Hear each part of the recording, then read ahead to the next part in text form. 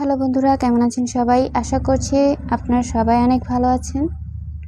আমি আবারও নতুন একটি ভিডিও নিয়ে হাজির হয়েছি। আজকের ভিডিওতে আমি সুজির হালুয়ার রেসিপি আপনাদের সাথে শেয়ার করব। চলুন কথা না বাড়িয়ে আগে রেসিপিটি শুরু করি। সুজির হালুয়া তৈরি করার জন্য প্রথমে একটি কড়াই নিয়েছি। কড়াইটি গরম হওয়ার পর এতে দিয়েছি সয়াবিন তেল এবং এলাচ, দারুচিনি এবং তেজপাতা। এগুলো দেওয়ার পর সামান্য ভেজে নেব এবং আমাদের সুজিগুলা দিয়ে দেব। সুজির পরিমাণ হচ্ছে আমি নিয়েছি 2 কাপ। 2 কাপ সুজির সাথে আপনাদের এখানে আমি 3টা এলাচ দিয়েছি, 4-5 টুকরার মতো দিয়েছি দারুচিনি এবং তেজপাতা দিয়েছি 2টা। এখানে দেখুন সুজিগুলা দেওয়ার পর সুজিগুলাকে অনবরত নাড়তে হবে। চুলার হিট কিন্তু লো মিডিয়ামে রাখবেন, বেশি বাড়াবেন না, বেশি বাড়ালে আপনাদের সুজিটা পুড়ে যেতে পারে। এবং যখন চুলায় সুজিটা দিবেন তারপরে কিন্তু অনবরত নাড়তে হবে। আপনারা চাইলে এখানে সয়াবিন তেলের জায়গায় ঘিও ব্যবহার করতে পারেন। আমি সয়াবিন তেল দিয়ে রান্না করছি। যে কোনো মিষ্টি জাতীয় জিনিস তৈরি করতে, মিষ্টি তৈরি করতে সামান্য লবণ যদি এটাতে দেন তাহলে টেস্ট অনেক ভালো হয়। আমি এখানে সামান্য পরিমাণ লবণ এই সুজির সাথে মিক্স করেছি। 1 চিমটি লবণ দিবেন এর সাথে এবং অনবরত নাড়তে থাকবেন। যদি আপনারা এটাকে অনবরত না নাড়েন তাহলে সুজিটা সঠিকভাবে ভাজা হবে না, আর যদি ভাজা ঠিক মতো না হয় তাহলে কিন্তু সুজির হালুয়াটা ঝরঝরা হবে না আর খেতেও ভালো লাগে না। এখানে দেখুন যতটুক পরিমাণ সুজি নিয়েছেন তার ডাবল পরিমাণ দুধ অথবা পানি ব্যবহার করতে পারেন। আপনারা চাইলে পানি দিয়েও রান্না করতে পারেন, দুধ দিয়েও রান্না করতে পারেন। আমি এখানে দুধ দিয়ে রান্না করছি।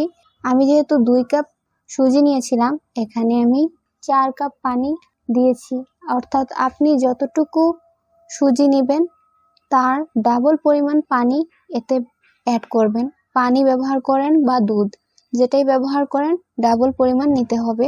আর চাইলে একটু সামান্য পরিমাণ কমিয়ে নিতে পারেন। যেমন এখানে 2 কাপ সুজির সাথে যদি আপনারা 3.5 কাপ পানি নেন তাহলেও হবে। একটু পানি কম নিলে ঝরঝরা হবে সুজি। আর যারা একটু পাতলা পছন্দ করেন, যারা একটু নরম সুজির হালুয়াটা পছন্দ করেন, তারা 2 কাপের সাথে 4 কাপ পানি দিবেন। এখানে দেখুন তারপর চিনি ব্যবহার করবেন, চিনি মিক্স করবেন। চিনি আপনাদের টেস্ট অনুযায়ী, আপনারা যতটা মিষ্টি পছন্দ করেন তত পরিমাণ চিনি দিবেন। আমি এখানে বেশি চিনি ইউজ করিনি, কারণ আমার এত বেশি মিষ্টি আবার ভালো লাগে না। সামান্য একটু কম পরিমাণে মিষ্টি আমি খাই, যার কারণে আমি এখানে চিনি একটু পরিমাণ কমিয়ে দিয়েছি। তারপরে এটাকে অনবরত নাড়বেন এবং এখানে আমি চীনাবাদাম ইউজ করছি, পিনাট ইউজ করছি এখানে, এবং আপনারা যে কোনো ধরনের বাদাম ইউজ করতে পারেন। এখানে চাইলে আপনারা খেজুরও ব্যবহার করতে পারেন, কিশমিশ ব্যবহার করবেন। যত ধরনের ড্রাই ফ্রুটস আছে সেগুলো ব্যবহার করতে পারেন এখানে। আর এটাকে অনবরত নাড়তে থাকবেন। সুজির হালুয়াটি রান্না করেছি ততক্ষণ চুলা লো মিডিয়ামেই রেখেছি। লো মিডিয়ামে রেখেই এটাকে রান্না করতে হবে। বেশি যদি জাল দেন তাহলে এটা পুড়ে যাবে এবং পুড়ে যাওয়ার সম্ভাবনাই সবচেয়ে বেশি, কারণ এটাকে লো মিডিয়ামে রাখার পরও অনবরত নাড়তে হয়। যদি অনবরত না নাড়েন তাহলে এটা পুড়ে যাবে। এখানে আমি কিশমিশও ইউজ করেছি, পিনাট ইউজ করেছি এবং কাঠবাদাম ব্যবহার করব ডেকোরেশনের সময়। এবং এখানে নারিকেল চাইলে আপনারা আগেও দিতে পারেন, পরেও দিতে পারেন। আমি রান্নার সময়ও দিয়েছি, তারপর ডেকোরেশনের সময় দিয়েছিলাম যাতে সুন্দর দেখা যায়। আমি যেই হালুয়াটি রান্না করেছি সেটি একটু নরম করে রান্না করেছি।